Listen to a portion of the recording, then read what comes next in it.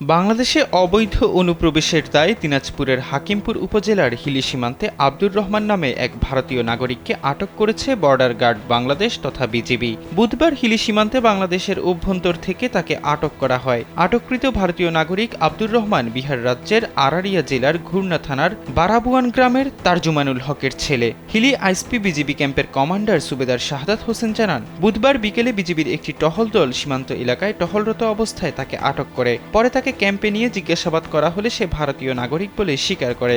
এ সময় তার কাছে বৈধ কোনো কাগজপত্র না থাকায় অবৈধ অনুপ্রবেশের দায়ে পুলিশের কাছে সোপর্দ করা হয়। বাংলাদেশের একমাত্র মাল্টিন্যাশনাল টাইলস ব্র্যান্ড আরএকে সিরামিক্স।